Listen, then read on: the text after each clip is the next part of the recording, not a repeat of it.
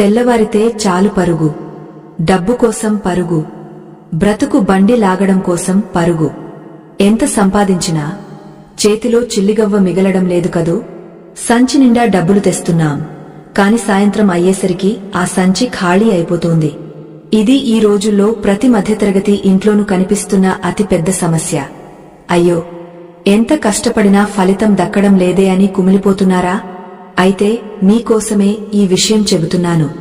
మన తలరాతను మార్చే శక్తి ఆ దేవుడికే కాదు, ఆ దేవుడు సృష్టించిన ప్రకృతికి కూడా ఉంది. ముఖ్యంగా మన ఇంటి ఆవరణలో ఉండే చెట్లకి, మన జాతకాన్ని, మన ఇంటి వాస్తుని ప్రభావితం చేసే అద్భుతమైన శక్తి ఉంది. చాలామందికి తెలియక ఎక్కడో విదేశాల నుండి వచ్చిన పిచ్చి మొక్కలని, అందం కోసం ప్లాస్టిక్ పూలని ఇంట్లో పెట్టుకుంటారు.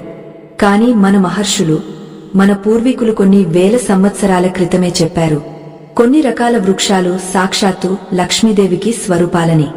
మరి అవేంటో, వాటిని ఎలా పెంచాలో తెలియక మనం దరిద్రాన్ని ఇంట్లోనే పెట్టుకుని పూజలు చేస్తున్నాం. ఈ వీడియోను చివరి వరకు శ్రద్ధగా వినండి, ఎందుకంటే ఇందులో నేను చెప్పబోయే చిన్న మార్పు మీ జీవితంలో ఊహించని ధన ప్రవాహాన్ని తీసుకురావచ్చు. మనం సాధారణంగా డబ్బు కావాలంటే ఏం చేస్తాం? వెంటనే నర్సరీకి వెళ్లి మనీ ప్లాంట్ కొనుక్కుని వచ్చి కుండీలో పెడతాం. అవునా కాదా? మనీ ప్లాంట్ ఉంటే మనీ వస్తుందని ఎవరో చెప్పారని గుడ్డిగా నమ్ముతాం. కానీ నిజంగా మనీ ప్లాంట్ వల్ల కోటీశ్వరులు అయిన వాళ్లని మీరు ఎవరైనా చూశారా? ఆకులు పచ్చగా ఉన్నంత మాత్రాన మీ జేబులు పచ్చగా మారవు. వాస్తుశాస్త్రం ప్రకారం మనీ ప్లాంట్ కంటే 1000 రెట్లు శక్తివంతమైన మొక్కలు మన భారతీయ సంప్రదాయంలో ఉన్నాయి. అవి కేవలం మొక్కలు మాత్రమే కాదు, దైవ శక్తిని ఆకర్షించే అయస్కాంతాలు. అలాంటి ఒక అద్భుతమైన, శక్తివంతమైన మొక్క గురించి ఈ రోజు మనం మాట్లాడుకోబోతున్నాం. ఈ మొక్కని గనక నేను చెప్పిన పద్ధతిలో సరిగా సోమవారం రోజున మీ ఇంట్లో నాటితే, అది వేసే ప్రతి చిగురుతో పాటు మీ ఇంట్లో సిరి సంపదలు కూడా పెరుగుతూనే ఉంటాయి. అసలు సోమవారం నాడే ఎందుకు నాటాలి? దీని వెనుక ఒక పెద్ద రహస్యం ఉంది.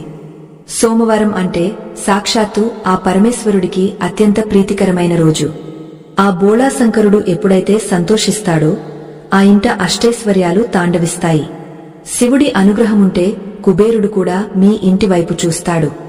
అందుకే శివుడికి ఇష్టమైన ఈ మొక్కని సోమవారం నాడు ఇంటికి తీసుకురావడం వెనుక ఇంతటి పరమార్థముంది.